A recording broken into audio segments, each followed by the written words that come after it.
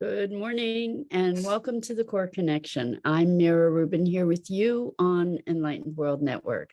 And today's topic is making way for the new and the passing of the old guard and how important it is, these cycles of beginnings and endings, death and rebirth and death and rebirth. So before we get started, let's take a minute or two to get present and let's take a deep breath in through your nose and hold it.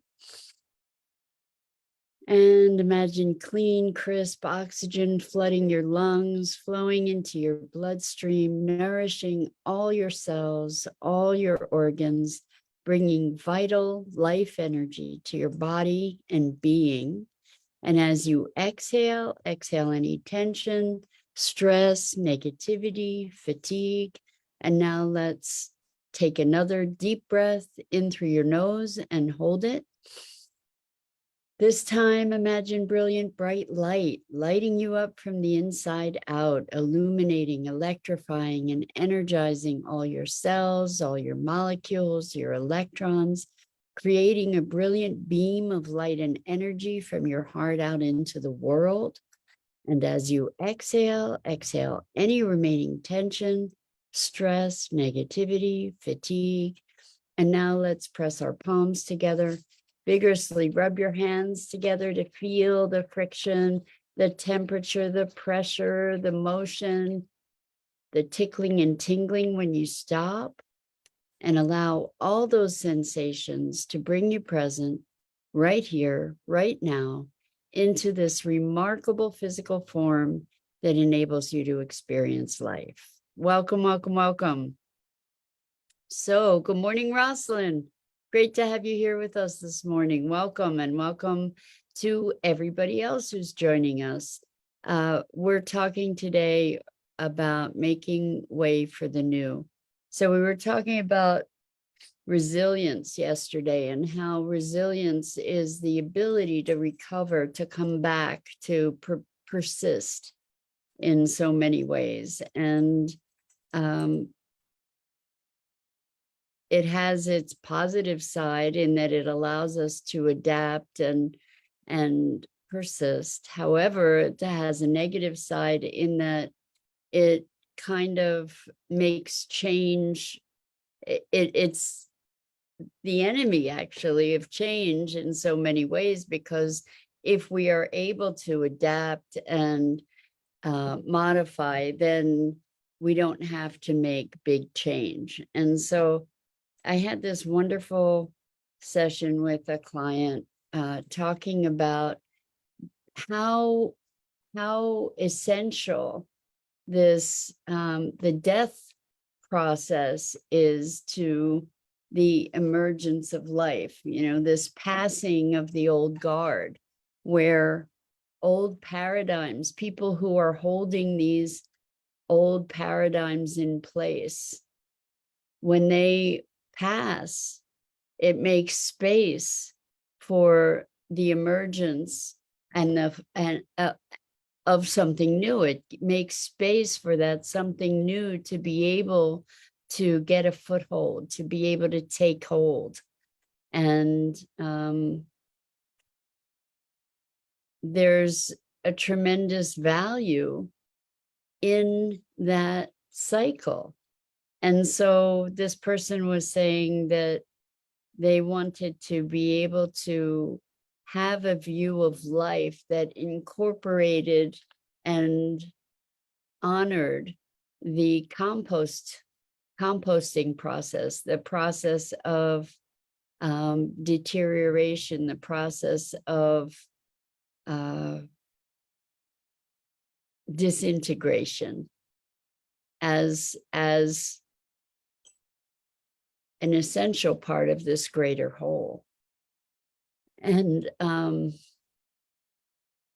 if you think about it, there are people that hold certain points of view in place. And one of the things that we can look at is the structures and beliefs that have held the patriarchy in place for so, so long. And there is, at least in my experience, and maybe it's not a global experience, but in my experience, there's an emergence of a new paradigm rather than this top-down domination, control, superiority, inferiority, judgmental,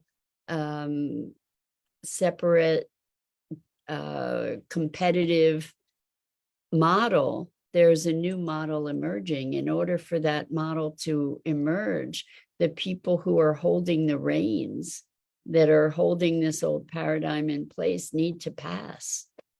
And so to have that be part of the natural cycle of life is a really wonderful gift in its way, as painful as those passings and those transitions might be. Recognizing the essential nature of them, I think, can help us to flow more easily with life. That we can see the changing of the guard, we can see the passing of the old ways, and make transitions into new spaces of awareness and of being, of a new frequency, because these old patterns have their frequency, and as they pass, those frequencies shift, and it becomes a new environment for us to be able to emerge into. So I think it's a very interesting and valuable way to be able to look at life and look at cycles. We look at life as, if we can look at life as process, then we can see the continuity, we can see the necessity and the elegance of this system that allows for passing. And we can, I think about this also, even in terms of sleeping, where we can have a horrific day and we can go to sleep. And then when we wake up, we can have a new beginning. And yeah, there are typically remnants from the day before, but we often call those forth. We call them forth believing that that's reality, but I think in many cases we call it forth for a sense of continuity. Thinking of, there were a couple movies of people who had short-term memory loss. One was with Drew Barrymore. It was like 91st Dates or something like that.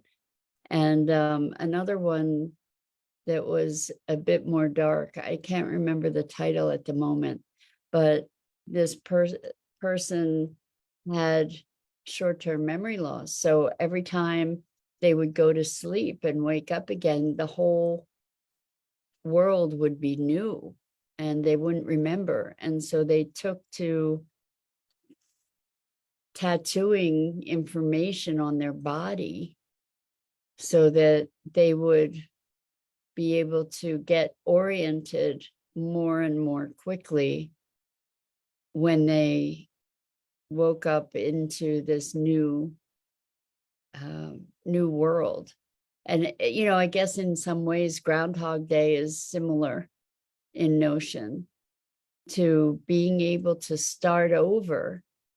And maybe we don't start entirely from scratch, most of us, but to be able to wake into a new day, to have a new beginning, is something that is really powerful for us on so many levels.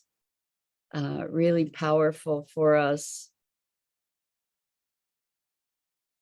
on an emotional level, certainly on a physical level.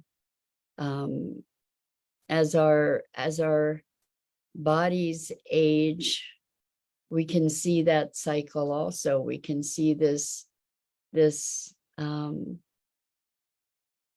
movement, like the rising and setting of the sun. And the other thing to be thinking about in that context is, as the sun is rising and setting where we are, it's continuously rising somewhere. It's continuous. So as the earth is turning, the sun is always rising and the sun is always setting. And so it's all part of one big continuous experience. And the rising and the setting is actually relative to where we are, because the sun is just doing what the sun does. And in fact, it's not rising or setting. The earth is moving. So it's very, I think that there's a richness there for us to be able to explore. So Rosalind says a lot of the workforce is retiring. With that, legacy info is lost. The employees taking their place have less experience. So tendency to make course correction could take longer. How does that apply to today's topic? That's a really good insight, actually, Rosalind. You always come up with really good insights. So while there are tremendous benefits to this cycle of life and death and rising and setting, it's true that there is information that is lost that is beneficial, not just detrimental or not just constricting kind of information, but expansive information. So there are many efforts to be curating and collecting the information from wisdom keepers, from elders, to be able to pass that information on and to be able to retain it. It's kind of like the notion of the tattooing the information from that one movie where the person kept forgetting, and they would document the things they needed to remember on their body so that they couldn't lose it. It's very interesting. Gia, good morning, good evening. I'm so glad you're here. Welcome, and great to have you joining us. So the question is, what is the information that we want to keep, and what is the information we want to pass away?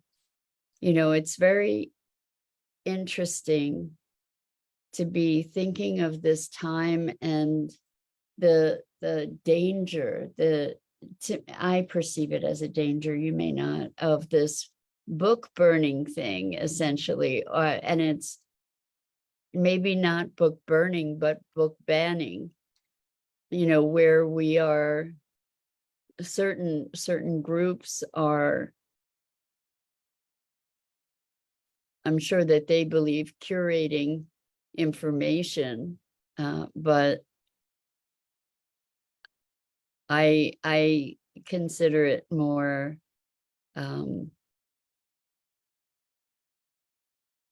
propagandizing, you know, by eliminating certain topics.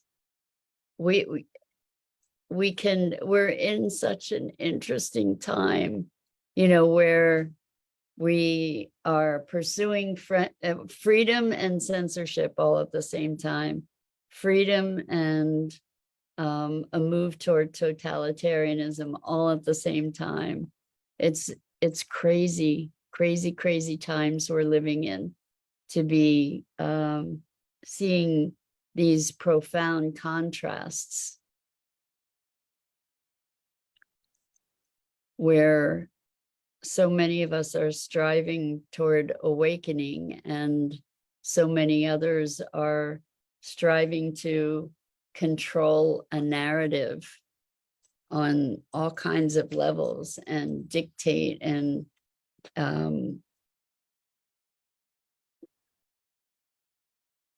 constrain the potentials and the freedoms. I just, we really truly do live in such interesting times. Such interesting times. So I guess with the endings and beginnings, maybe, and this notion of curating information and knowledge and wisdom, what does that look like? What does it look like to know how to choose? What do we keep and what do we let go of? What do we nurture and what do we release? It was interesting because this person was talking about the passing of a revered relative who was a matriarch in the family and deeply, deeply, deeply beloved, and beloved by this person too. And now a year after their passing, which this person called their cosmic jump, which I thought was so magnificent. A year after their cosmic jump, there is an appreciation for the fact that there is an emergence of kind of a new zeitgeist, a new family dynamic with the matriarch gone, that with the emergence of the younger generation and their preeminence in the family, that there's an opportunity to be releasing a lot of the old frictions that existed and to find new ways of being together, and with no lack of reverence and appreciation and love for those who have passed, but also recognizing that change wouldn't really have been possible without that transition. So my dad died in 2017, and we had a very complex relationship. I loved him dearly, and also we had our challenges. I know he loved me, but I don't know that we always liked each other very much. And we had very different ways of showing our love, I think, too. In any case, as much as I loved him, it was such a relief to me in so many ways when he died. It felt like I had a much greater freedom to be myself, because there was always so much criticism and judgment and hostility to contend with, and to be able to make the choices that I make without being criticized for being who I am was such a relief, such a dramatic relief. And I can carry on his legacy for the things that in me, the things that the gifts that he gave me, the adventurousness that I have, the willingness to try new things, to think outside the box. He wasn't necessarily a revolutionary thinker, but he was a surgeon. He was a veterinarian and very adept in his field and creative in his ways. And so it's interesting to see that so many of the traits that I really appreciate in myself are things that he embodied in so many ways. So I am his legacy in so many ways, although it was, as I said, full of challenge. But to have that influence pass, the constraints of that influence pass, has been tremendously freeing for me. And I've come into a much fuller expression of my authenticity and my essence since he's been gone. And so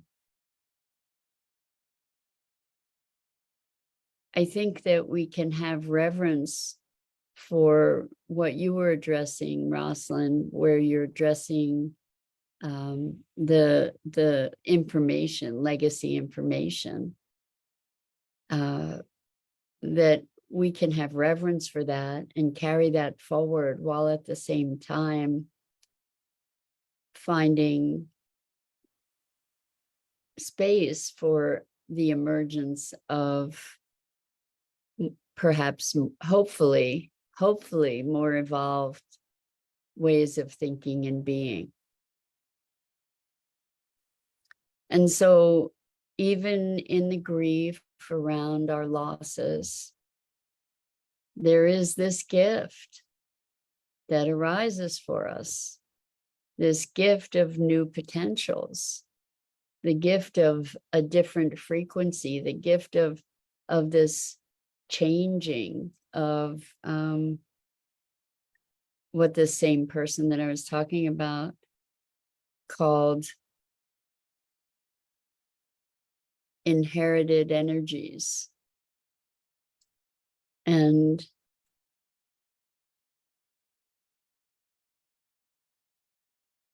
these influences can be so strong. You know, it's so interesting. I don't know why it just popped into my head again, legacies. You know, I've said over and over how we're taught how to treat ourselves and how to treat other people. And the thing is that we learn those lessons so well that even when our parents pass, even when those influences that taught us how to treat ourselves and others have gone, we've learned those lessons so well that we've internalized them. And we most often do that unconsciously without any awareness. And then we believe they're ours. And so when we have these challenges with being, we beat ourselves up for it, when in fact we actually never chose those things. We inherited those things, and most often we inherited them in a way that we haven't even had a conscious awareness that we've done so. And without that conscious awareness,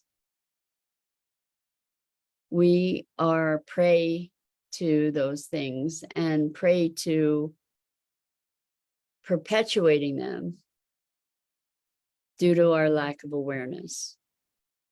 And the thing is, at some point, we get to say, wait a second, they're not doing this to me anymore. I'm the one doing it. Now I'm doing this to me. I can't be blaming them anymore. They're not even here. I'm the one that's creating this over and over and over again. And is that in fact what I choose? Is that in fact what I am committed to? So Rosalind says, people's way of self-preservation may be noticing when it's coming from that place. When we're in a place of self-preservation is unfortunately the time that we most need to be looking, and the time that we're least likely to be looking, because we're in this panic state. So that brings to mind another conversation that I had with a client yesterday who was saying that they were having a difficult time. And we have been cultivating all these strategies for them to be able to navigate difficult times. And they said, well, when they're in a difficult time, they just try to put their head down and get through it. And instead of saying, oh my gosh, it's a difficult time, now's the time to be pulling out my toolbox and my resources to be able to address these situations with some autonomy, some power, some sovereignty, to be able to say, I don't have to be at the effect of it. And that's when, unfortunately, it's in those moments that we are the least resourceful and forget that we have all these tools at our disposal, right? That we have all these ways to be able to cultivate our resilience in a good way, So